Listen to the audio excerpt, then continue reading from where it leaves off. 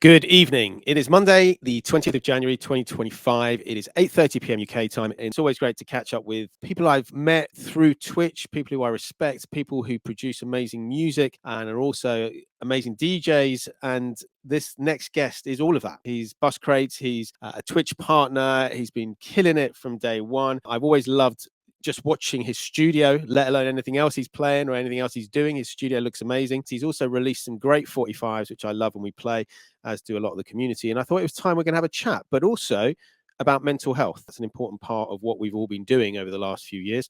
Here he is, Buscrates. What's up, man? I'm okay. How you doing?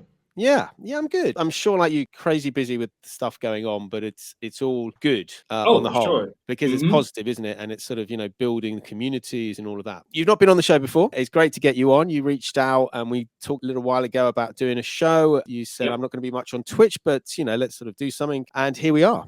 Before we go any further, I always ask my guests musical influences. So I'm always interested to find out who got this passion in all of us. Normally it's like parents or brothers, sisters, friends, maybe a school teacher, it depends who it is. But for you, I who think was it for who me, first got you into music? I think for me it was my dad because just being a kid growing up and he had all these records and Saturday morning cleanups and he'd throw on some Gil Scott Heron or some Stevie Wonder or something or or some Ohio players or whatever and he just that was pretty much the seed that started everything, just being around it all the time.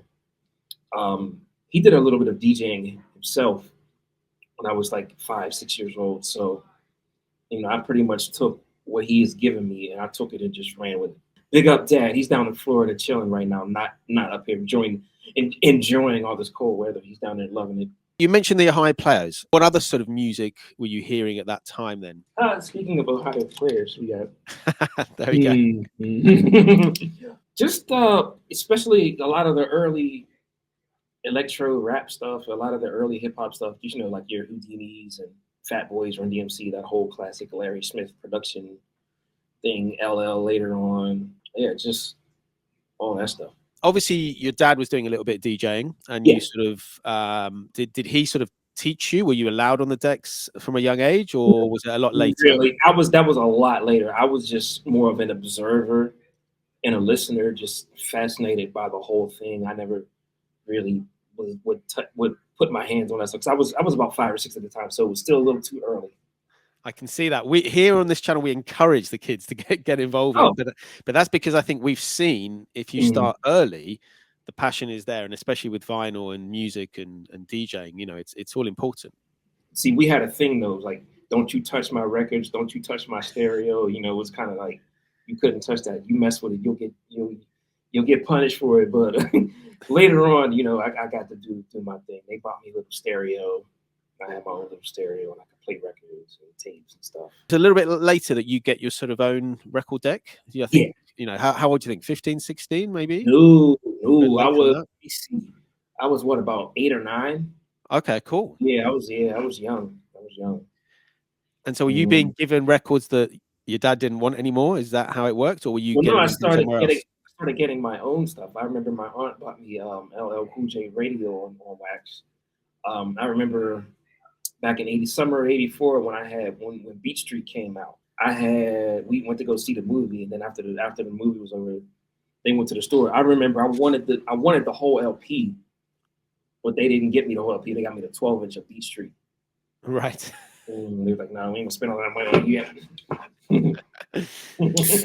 I mean, obviously, you pick up the album at a later date. Oh, for sure. But how important was that? Because a lot of people talk about that film. How important was that to you? It was pivotal because you grow up, you hear the music, you hear hip hop, you hear people rapping and scratching and stuff, but to actually see it, I think that's the first time I actually got to see it visually. And DJs in New York, in nightclubs, people breakdance ciphers. That was the first time I got to experience it visually. So, being able to, take what I was hearing and put it to visuals was something for me. And we talk a lot about it on this show because obviously this sort of time was before the internet, before sort of like maybe even some Oh man. videos.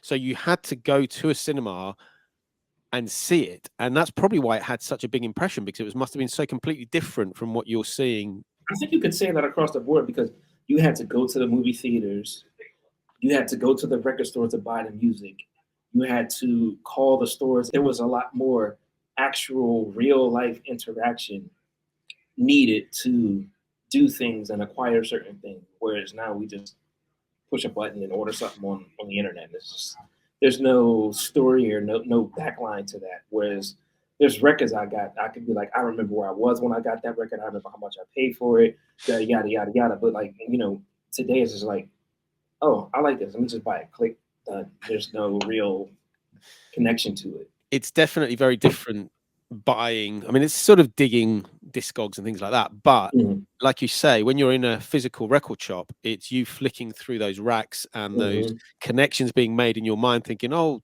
that producer or that drummer or that Mm-hmm. label, or it's all of that you don't really get from sort of digital digging. Exactly. And liner notes, credits, what did he play? Who played on this? Who produced this? Oh, this guy plays 18 million synthesizers on here. Let me check this out. It's that kind of thing. Yeah, it's joining the dots, isn't it? And sort of Mhm. moving through the history of music and production and, what else has this person done? So that's obviously when you first sort of get into wanting and getting your own records. Did you then get into the DJing after that, or did you start the Oh, yeah. production? Well, I got into the DJing first. I got my first taste of DJing when I was about 8 years old. Local legendary DJ by the name of Sly Jock. He was on a radio station here called Wambo. He was the first person to play hip hop here.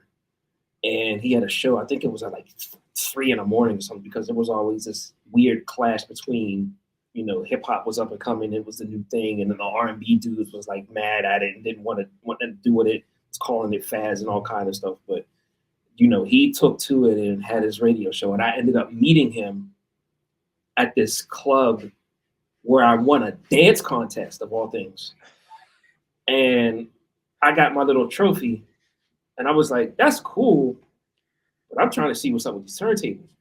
So I go up there, I'm all googly eyed looking at the turntables, and he sees me and he like lets me like mess with the crossfader a little bit. I Yeah. remember Word Up by Cameo had just come out, and he had 2 copies of that on the turntables, and I kind of was moving the fader along. You couldn't tell me anything for the rest of the day. I was done.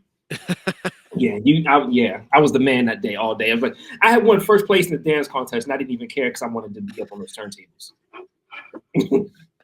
It's that's interesting because I mean, Smooth, who was my last guest last week, was also talking about how it was dance as well, who'd sort of got him into music for him. But it's interesting for you, you're into dance and you're good at it, but the music is still head and shoulders above everything else. 100%. 100%. So he gives you your first taste. Where does it go from there then? It takes a little bit of a break. It takes maybe like a 14-year hiatus, but I was still buying music, and I was more so buying tapes and CDs. I wasn't really buying records at the time. I didn't really start buying records until I was about maybe very early 20s, maybe like 21, 22, something like that. And then that's when everything just snowballed into what I'm doing now. Yeah. It's just an addiction, though, isn't it? It's a total addiction, and there's the collector element of it, but there's also the sort of DJ element of it. Definitely. So when you first got back into buying records, so what sort of stuff are you buying then? Back in those days, you could see Pittsburgh has a very rich jazz history. So I was buying like a lot of jazz and jazz fusion kind of records, and that was pretty much my thing back then. And that's a lot of what I would buy. Your Cannonball Adderleys, your Herbie Hancocks, your George Dukes, all that kind of stuff. And what sort of prices were they? Obviously, we talk a lot about how expensive records are now. Dude, back then was the best. Oh, I wish I had a time machine. I would just buy the whole damn store.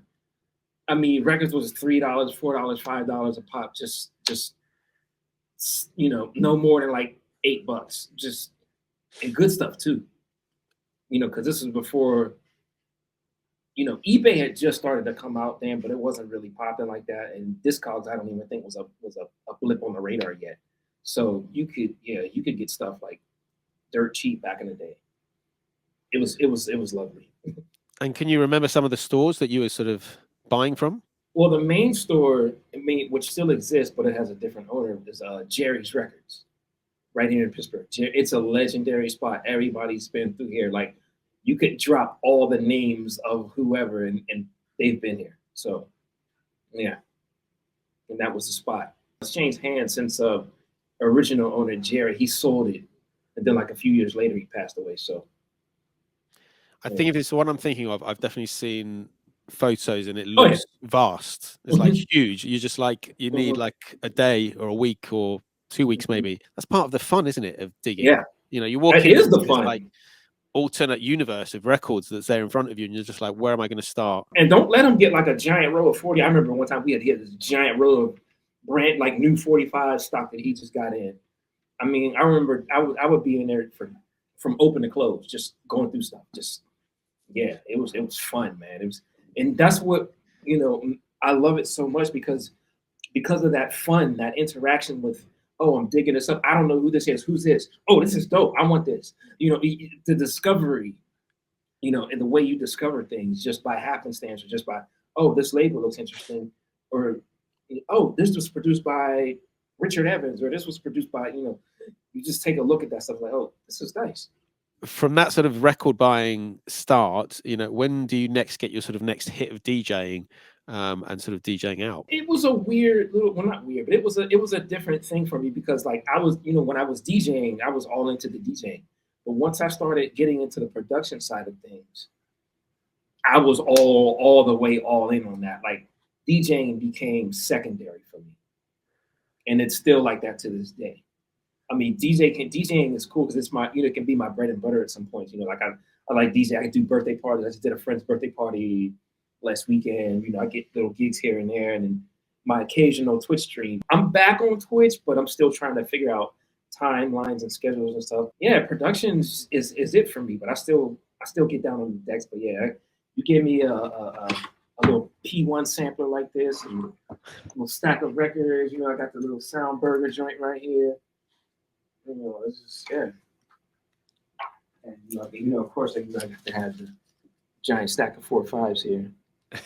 Yeah, stay with the healing. So talk us through that little process there. So you've got your stack of 45s, you're going through them, you're using the Sound Burger to sort of sample and try and find stuff, and then are you sampling into, just tell me again what you had there?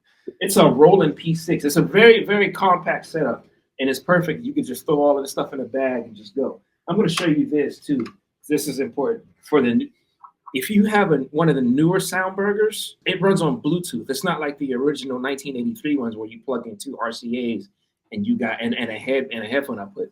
It runs mainly on Bluetooth, but it has a stereo 1/8-inch line out in the back. So what you do is you get yourself one of these little headphone amplifier things, because it has the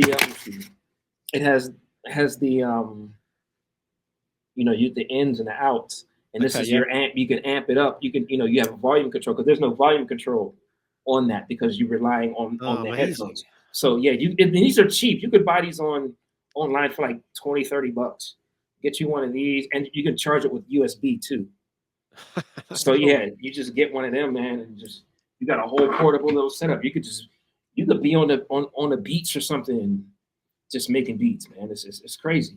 And it's amazing how far it's gone. So, okay, let's go back to when you started producing. First of all, how old were you? And then secondly, obviously you've described a process there. What were you using originally to produce? I can tell you all of this. Oh, I remember like it was yesterday. My first sampler in Sonic EPS. I had that, some crappy little turntable. It wasn't a 12, it was some off-brand thing, because you couldn't even scratch on it. It's one of the ones where you try to scratch on it, it drags. It was one of those. But I had that, and EPS, some record. That was the beginning of everything. That was about 2001. I bought on eBay for like $250. And from there, obviously 2001 again, very different to the world we sort of live in now. How were you getting your music out? Well, I think at first I kind of was just doing it just around the way. I wasn't really like trying to make an effort to get out there, because I'm still, I'm learning how to do this stuff. I'm finding my voice and finding my style. You emulate people for a minute. Like, okay, how did he do this track? But then, you're doing this as you're trying to build and find your own sound. My first record didn't come out until 2009. So it was 8 years of me just woodshedding and, you know, learning different things, buying more records and learning other samplers. I eventually left the EPS and went to the MPC 2000 XL, and that was my machine for a while. After that is when all the synth stuff started, and that you know the rest. Yeah. Yeah. I mean, again, the 2000 XL is just one of those classic machines, isn't it? I mean, is it something that you still use? I haven't used a 2000 XL in a minute. I use most of the MPC red one, but I still have an MPC 3000 on dash project and stuff, because, you know, people say the MPC 3000 has that punch that people like. So I got one of those. And you're still very much hardware based. I do both. I do hardware and software. I don't necessarily forsake one for the other. Sometimes I like to use them together because it makes for an interesting thing. Yeah, each one has got its own benefits, isn't it? And things that you can do digitally that you can't do analog unless you've got, you know, a lot of money or whatever. But equally, you know, you sometimes need that analog sound, don't you? Right. Let's talk about the boogie then, obviously, because that's what you're sort of known for. You know, what is it about that particular genre that you enjoy? Because it's so fun. You can dance to it. It's fun, and at times it can be uplifting. You know, you think about songs like D Train, Keep On, or Glenn Jones, I Am Somebody. You know, there's these up-tempo jams, and they just got that funk and all the synths and stuff. And I just gravitated so much toward that sound. It resonated within me so much. And I also remember part of that sound from when I was a kid. Again, my dad, he would play One Way, Star Point, you know, all that kind of stuff. Part of my childhood creeping back into my adulthood. And I have a much deeper appreciation for a lot of that stuff now than I did when I was a 5-6-year-old kid. You're a kid, you're thinking about toys and stuff, but now I'm like, okay, yeah, I get it. Listening to that sort of music, did that inspire you and lead you to pick up specific synths? That you could then use them in your production? Which sort of ones are your most important ones that you own? Well, I think the first thing isn't a synth. It's a Rhodes piano. One of the first things I got, I bought it in 2011, and it's the only piece of equipment that has stayed with me throughout that entire going on 14 years now. I mean, I've since picked up other things, like I got this guy right here, the Micro Moog. Love this thing. It's probably one of my favorite Moogs. Got this guy here. Then I made the jump. This is where I really messed up. Started getting into modular stuff. Yeah. Woo, man, it's a money pit. But it's so much fun. I have like a couple cases at home with stuff in it, and it's just Yeah, my good friend Hammy, who actually designed the 45-day logo, he's into all that modular stuff. And yeah, even when he comes over, he'll bring like a small suitcase of stuff that he's got. And you're just like, it's ridiculous. Like you say, it is very expensive, but a lot of fun. It's expensive and a lot of fun. Yep. Yeah, and you never know what you're going to get out of it. I think that's the key. So you talked about your first release, I think, being in 2009. Tell us how that came about. It was for a small label called Harmony Society. It's a local label. It's run by a guy named Andrew Berger. He worked at a record store here. He saw me around the way and saw that I was building my sonic arsenal and liked what I was doing, and, you know, offered to put a record out. I think when I used on that record, I was my first mode was on that record. It was a little fatty. I was using the MPC 2000 XL on that record. I think I had like a micro Korg. I think I might have had like a Roland Alpha Juno 1. Yeah, a couple of, it was a few things. No, it was a Korg Poly 800. That's what it was. And how did that go? And was that 2009? Was that a vinyl release? It was a vinyl release. It's a 4-track 7-inch EP.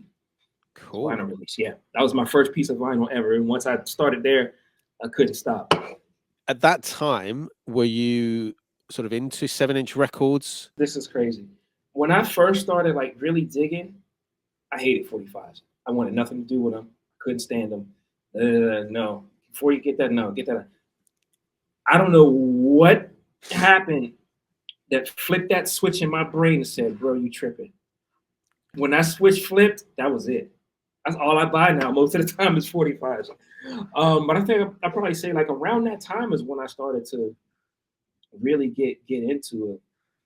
Like 2006, 2006, I think is when I really started getting into them. Interesting, because I guess you've seen it grow into what it's become now, isn't it? Oh, it's a juggernaut right now. It's still growing. You know, I mean, I'm still meeting lots of DJs all the time who are into 45s, and there seems to be no end of labels coming out and stuff being put out. So quite a change, because obviously it wasn't like that back in sort of 2006, 2007, 2009. Nope. It was all about 12-inch singles back then. Yeah, now the 45s are like all the rage now. I think for me, it's because I don't know. I like the format, and I also, I'm a little older now, so carrying a bunch of 12s around, my back is like, bro, what are you doing? Yeah, exactly. You can take 150 45s in sort of a bag about that big. But if you Hmm. try to do that with 12s, it's completely different, isn't it?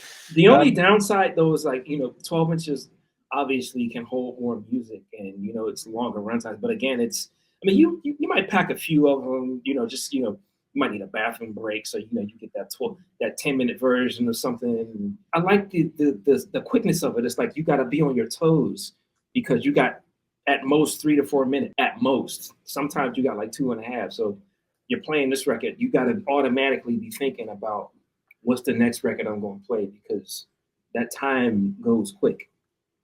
It does, doesn't it? Mm-hmm. Where does it go from there? You've had your first release, that sort of 4-track, 7-inch EP. Where do you go from there? Do you release more on that label? That was my only release on that label. I've been putting out stuff on like little indie labels all over the world, basically. I think what was the next release? 2009. My next release was my own with my own name on it because I've done stuff with a group called East Liberty Quarters (ELQ) back in 2000. It was either 11 or 12. It was like some electro funk kind of stuff that we did, and I did a few records with them. Then I did Extra Medium with a producer who's formerly Sam Champ. He's Ian Wallace now. He does. You probably heard of him, but that came out in 2013. Then I had a record out in 2014 on Omega Supreme, which is the little EP, the black and yellow one. Little stuff here and there, all the way up till now. Again, 45s. Mm-hmm. Yeah. Well, most of those were 12 inches, but I did have a lot of 45s. I got a brand new one, right now, right here, Yeah. pressed right here at Hellbender Vinyl.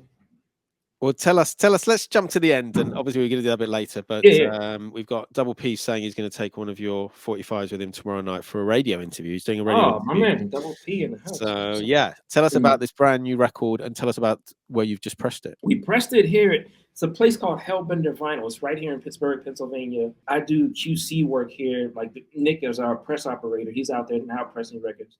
So what I do is like every couple of presses, I go out, bring it into the turntable, listen to it, check for different things. Like if I hear like a little whooshing noise at the beginning of it, then that means that's something he might have to adjust on the press. Then he fixes it, and I come back and listen. Okay, this is fine.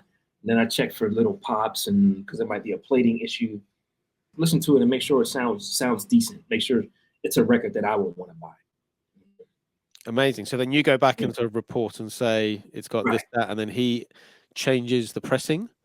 Yeah, he changes certain settings on the machine. It's really important that the QC and the press operator are in constant communication about things. Just to I have to, if I hear something, I can't just be like, oh, you don't let that slide because you don't want to mess with the production. So as soon as I hear something, or even visually, if I see something, I point it out to them because that's you got to have that communication going.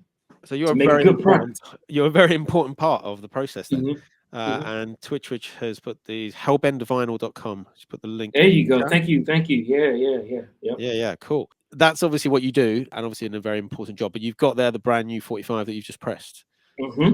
Tell us about that and how that came about. It'll be out soon. It's on Bastard Jazz Recording, which is a label I've been on since 2019, I believe. This is the first single from an upcoming EP. It's a song called Drift, and it features my friend Anda on vocals and co-production from someone you all know well and love, DJ Epic out of Sacramento, California. He's on there. And then it's in the 7-inch also has a B-side that's not going to be on the EP, so you got to get the 7-inch if you want this B-side. It's on clear vinyl, and it sounds amazing. Yeah. Can you say how many of those are? I mean, are they limited? I don't know. There's a nice amount of them. You should be able to. If you're in here, you should get them. Yeah. I'm sure. But that's definitely a good one to look out for. When do you think that's going to be released? Hopefully within the next month or so. I can't really put like an actual for a short time. February sort of into March. Yeah. Mm-hmm. Jim Sharp saying that Epic's a beast too. Yeah, he is. That's why he's on every record I ever did for him. Tell us about Epic then. So is he someone that you knew pre-Twitch, or is he someone you connected through Twitch? We kind of knew of each other pre-Twitch, but when the Twitch thing hit, we really started, because I think we connected first on Instagram. But once the Twitch thing, you know what? I gotta say this. Epic is actually the reason I got on Twitch in the first place.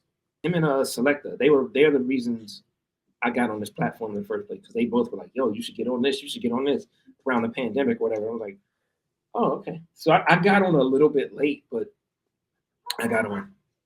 Now let's talk about the pandemic, because obviously, you know, this is mental health show, and we're going to talk about sort of that. What were you doing sort of just before the pandemic, and how did the pandemic impact on your life? It was such a weird time, but I actually, in a strange way, I actually enjoyed it, because people were able to kind of just sit down and not run themselves into the ground so much, and kind of just take time off. I mean, I don't know if you remember seeing. I remember seeing videos of places in Italy where it seemed like nature was kind of restoring itself. The air pollution in LA was pretty much non-existent. I mean, there's just so many different things that I saw when the pandemic hit, because people weren't out and about doing what they were doing in their day-to-day lives. It kind of gave nature a moment to reset itself, and just seeing those pictures was just like, wow. It makes you think about all the negative effects of humanity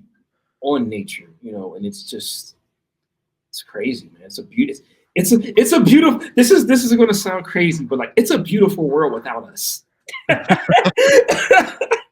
Yeah. You know what I mean? Yeah, I mean, the world doesn't really need us, does it? Yeah, That's it the doesn't. thing.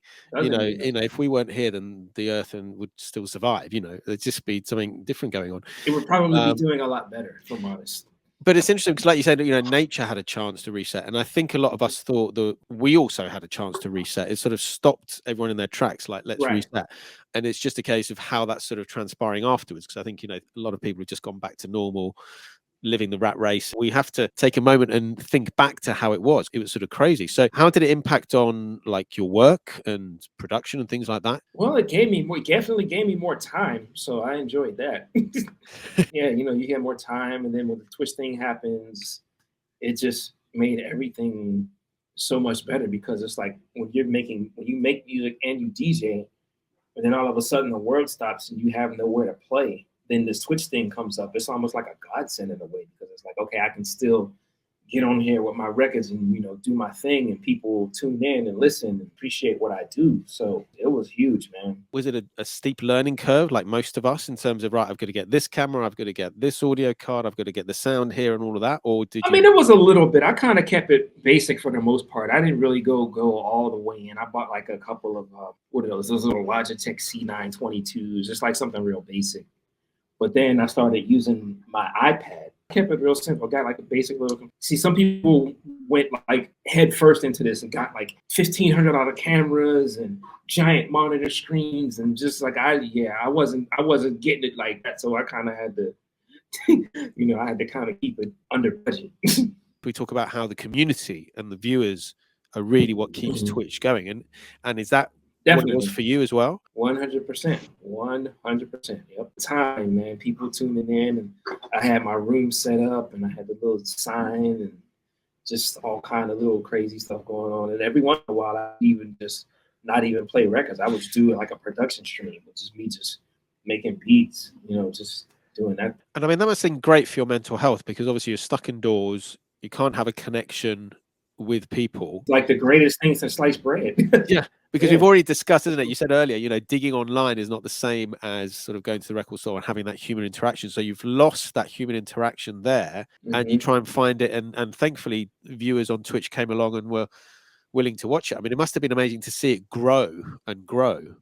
Yeah, it was like, whoa, what's happening here? Especially like for the first year and a half, it's crazy. But then once things started to open up, of course, naturally it's gonna, numbers are gonna tank and all of that. But you still have a set core group of people who like to tune into what we do, which is, it's beautiful. Now, you've said obviously you're sort of back on Twitch. So what was it that sort of made you sort of stop and take stock of what you were doing? Well, I had to kind of take a little bit of a backseat because I was kind of going a little bit crazy at one point because it was like, you get to, well, for me, I got to a point where I started looking at other streamers and was doing the whole comparison thing. And, okay, they're killing it, and I'm kind of just bumbling over here. And there was that, and it was just all kind of different things that had an effect on my mental health with that. When I started streaming on Twitch, I was an Amazon delivery driver.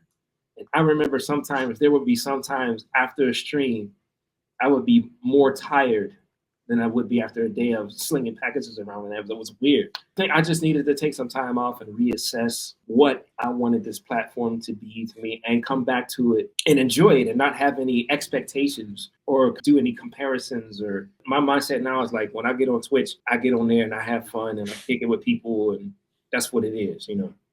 If I get a level 5, fine. If I don't, it's no big deal. I'm kind of just.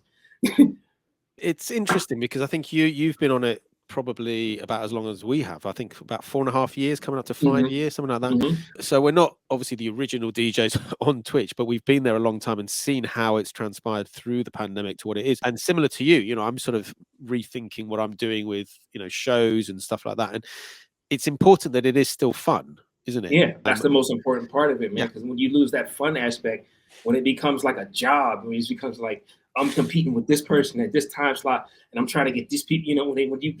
When your head gets all jammed up into that, then it's not fun anymore. And I want it to be fun again. So I kind of let all that other stuff go, fall by the wayside, so I can just show up and just be my genuine self too. That's another thing. When you have fun, you're not thinking about all this extra outside stuff. Your sets are so much better because you're so much more relaxed and you're having fun. You're engaging with the people when you can. It becomes something you actually genuinely enjoy. Double P saying bus sets are always dope. It's a good place to be. Oh man, Double P, Big Stove. I see you, Stove. There you go, Big Stove saying got to be fun or else it's going to sharpen the stream and the music. Exactly. Yeah, it is important because it's not a performance. At the end of the day, it's your channel, and the way it is like a camera into our studios. And one of the benefits of Twitch is you can play, obviously subject to the DJ program, pretty much whatever you want. It's not you're trying to entertain a dance floor, or you're trying to entertain or make sure the promoter is happy, or the you don't have to worry about whatever. You don't have to worry about a Tribe Called Request coming up to you asking you to play all this nonsense. And that must help with creativity as well. In terms. Oh, absolutely. You take more chances. You take more risks. You don't have to worry about, it's my birthday. Can you play something? Here's my YouTube. Can you play this YouTube? But I mean, that's a sort of society. Here, this one right here. Play this. Get out of my face. I watched, I think it was a bit cruel, but I think there was a reel on Instagram where some girl passed the phone over, and he took it, looked at it, and basically changed the settings to Chinese, and then like handed it back to her. Oh man! I mean, that's harsh, but I saw one video though that was hilarious. I forget the dude's name. It's like, this DJ does not take requests. He had like an automated thing, like a pressing buttons that said, "This DJ does not take requests. Dancing is highly suggested." It was hilarious because he saw some lady like coming up the steps to approach him, and he was like, "Do not take requests." But it's weird, isn't it? Because I think the world we live in, with like Spotify on demand, YouTube on demand, TikTok, whatever else on their phones, people just expect that you can just put whatever they want on, and that you're going to do it. That's the strange sort of entitlement. Is I want to hear this song now. Well, yeah, but this isn't your house. This is a venue. But you know what? I got to say this too. That's the advantage of DJing with vinyl. Yes. Because when you got vinyl, you have a particular selection of songs with you. You might not have that Lil Boo Boo or Young Doo Doo or whatever song they want. You might not have it, because you brought old 40. Like I got Ohio Players 45s. Like, yeah, I can't help you. Yeah. And it's when they sort of suddenly click that you're playing vinyl. That's the sort of moment they're like, oh, but you're actually playing records, and you're like, like actual records, like see this, some records, some Albert King, Cold Feet. you're back on Twitch. You're saying that you're having to sort of work out. Is it just because you want to try and sort out like a specific schedule? I would like to lock in a particular like a schedule. I don't necessarily think I want to commit hardcore to format, but I do want to be able to say like you can catch me on Fridays at 5 p.m. or 6 p.m. or whatever. You know, I kind of want to have like a slot where I'm blocked in, and it's so late. But I just got so much stuff I got to sort out, you know, schedule wise, space wise, because I don't even have any space in my room anymore. My studio is just all my synths and setup and stuff. It has pretty much engulfed my entire studio, so I have nowhere to put my turntables. I've been streaming. My last couple streams were right here in my work office. Yeah. Yeah, I had to stream. Well, I mean, I saw your studio before, and obviously it was just full of stuff. Is that because obviously, again, you're spending more time doing the production? Exactly. Other than that record that's just come out, is there some more releases that you've got soon? Not off top. That's the next thing. Then there's going to be an EP that follows after that. And then after that, who knows? I would like to find some more outside collaborators, because a lot of times when I'm making music, I'm enjoying it and it's fun, but like sometimes I would like to have like a collaborator or somebody to stop over and, you know, do some vocals or something, you know, that kind of thing. So if y'all know anybody in Pittsburgh, you know, let me know. Everyone in Pittsburgh but I mean, obviously there's the internet as well now, isn't there? So I suppose you could potentially do it from someone outside of Pittsburgh. Yeah, see, exactly. So somebody to bounce ideas off and collab. I guess I probably would have to travel more for that, or have somebody else travel. You know, but see, that's the beauty of me having such a small, compact setup. I could throw a little iPad Mini, it's a sampler or something. I could just throw that in a bag and get on a megabus and go to somebody's house, and that's it. Because it's definitely helpful having someone to collaborate with, and like Stowe says, you know, just someone to sort of bounce ideas off, you know, and see, you know, if you're on the right path and all of that. So let's sort of finish on this in terms of sort of mental health. You know, obviously you're in the music industry, as a lot of us are. Has that been a major impact on your mental health, being in the music industry? Is it a difficult place to be? It's a very difficult place to be, because it can be, if you let it can be very competitive. It can be very cutthroat, and especially when you put social media into the mix of it, you're competing for everybody's time, and you know you got to fight against that whack ass algorithm, and it's just all kind of stuff that just you're fighting against. But at the end of the day, I think it's important to even change your perspective on that and take a look at why you're doing music in the first place. If you're doing music mostly because it's something you love, you genuinely love to do, you let all that other stuff come later. You let the chips fall wherever they're going to fall. You have to take back your power and your joy and your creativity, and not let an algorithm or a fan base completely dictate where you take things. And it's sort of coming back to what you said earlier before, you know, if you're doing things like Twitch, it needs to be fun, you know, and, you know, yes, if you can make some money out of it, that's fine. But a lot of us are doing this because it's a passion. Right. You know, if we didn't love music, if we didn't love records, if we didn't love production, if we didn't like streaming, you know, we just wouldn't do it. It's a very difficult job, isn't it? You know, if that's what you're doing. And you can usually tell who's in it for real and who's kind of just in it trying to stack chips. You know, you can kind of tell. It'll come out one way or another. Okay. Thank you so much for your time. It's been great hearing a little bit more. I'm sure we may do like a part 2 at some point and pick up on a few sort of production things and as records come out. But it's great to finally connect on here. And thank you again for like being open and honest about, you know, your experiences. Absolutely. I think people have listened intently to what you've had to say, and I think there's a lot of agreement with what you've said, and we're hopefully in this for the long term. Sure. You know, and I want to say thank you, man. Thank you for calling out to me to do this, because I'm all about what you guys do here. So we could do a part 2, a part 4, whatever you want to do, man. Just let me know. Yeah, I've got lots of ideas, so we'll definitely come up with something. You talked about collaborations. We'll definitely work something out. Take it easy. Thanks everyone for tuning in.